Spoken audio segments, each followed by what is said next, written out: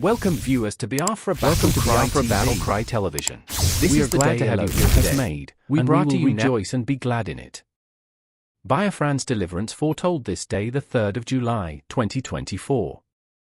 When the Supreme Court governor heard this, he tore his clothes and put on a sackcloth and went into the administrative office. He sent all the southeast governors in Biafra land in the palace administrator, all wearing sackcloth, to the governor's house. They told him, "This is what Igbo people says, this day is a day of distress and rebuke and disgrace, for the children have come to birth, but there is no strength to bring them forth. It may be that the Lord our God will hear the words of the Biafran people, whom their southeast corrupt politicians have sent to reproach the living God, and will rebuke the words which the Elohim our God has heard. Therefore lift up your prayer for the Biafran remnant that is left." We bring to you in details what transpired this day within the governors on the issue of Mazi Nnamdi Kanu. Apart from making a case for the release of Mazi Nnamdi Kanu, the Abaribe-led team would also persuade the Zoo government through the Janjaweed Attorney General of Zoological Republic to drop the terrorism-related charges against Mazi Nnamdi Kanu. It's coming full circle.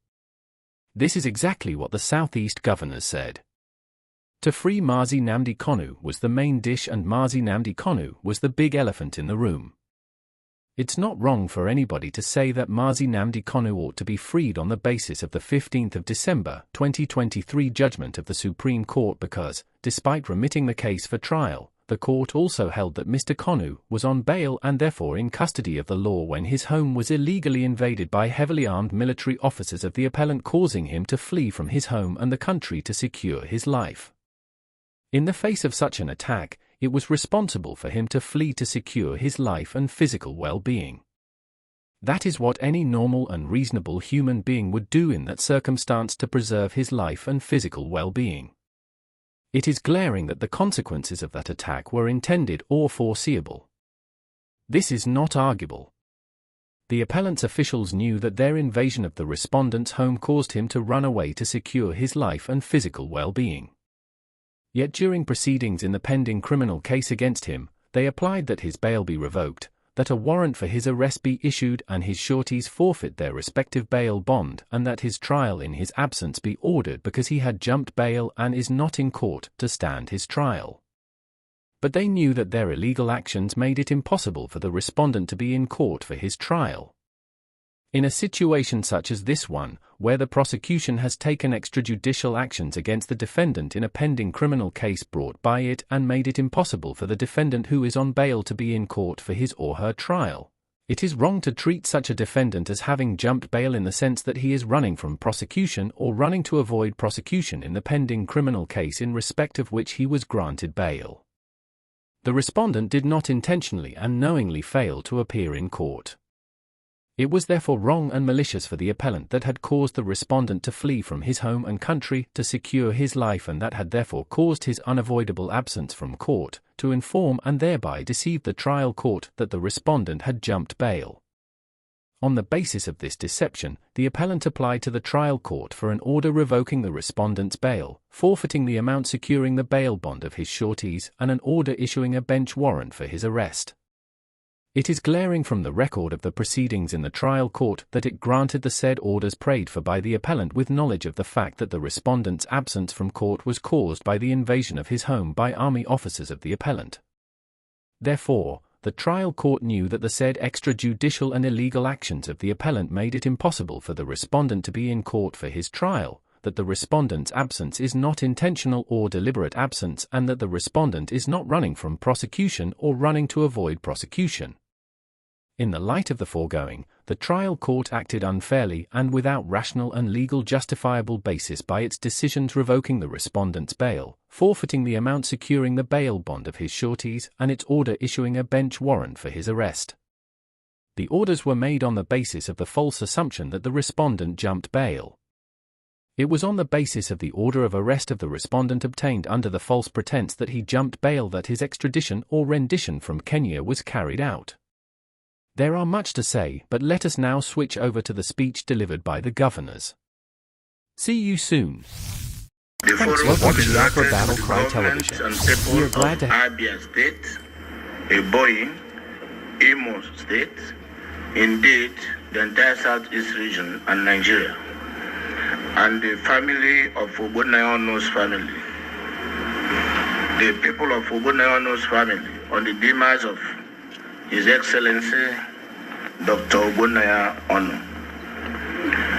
The forum received the delegation of the former President Chief Olusegun Obasanjo, GCFR, Chief Emeka Anyoko, GCON, and His Royal Majesty Igwe Emeka Achabe, CFR, the Obi of Onitsha, who came on a solidarity visit to this forum. The forum deliberated on the report of the Southeast Security and Economic Summit held in Owerri on the 28th September 2023 and agreed to implement the aspects of the report pertaining to security and economic integration of the region and affirmed its desire to put actionable plans on the key issues agreed. The forum resolved to visit Mr. President to discuss the pressing issues, all pressing issues concerning the Southeast region.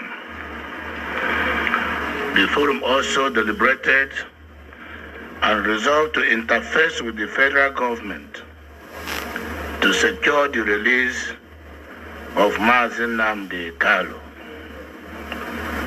and the meeting adjourned whenever. Signed, His Excellency the Governor of Imo State, Senator Hope Uzodimma, CON. His Excellency Dr. Alex Oti, OFR, the Governor of Abia State.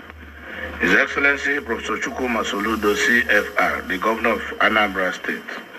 His Excellency Right Honorable Francis Nwifo, the Governor of Ebonyi State. And finally, our host governor, His Excellency Dr. Peter Mba. Thank you all, and may God. How do you cage Nnamdi Kanu? In fact, I want to call that Nnamdi Kanu should be released. A freedom fight agitator who said that, look, he wants liberation for his people. Why are you incarcerating him? Why are you not going to arrest Fulani men? Look at the bomb blast in train blast in Abuja to Kaduna. Up to today, our people are still being kept by these bandits. Where are the security? Where is the president? Where is the security act to go out and rescue these people? Tell me what is happening. It is a shame. Tell me, Igboho, they went after him in the southwest and were able to stop him. At least we're not hearing about Igboho again. Why can't they stop this Fulani man?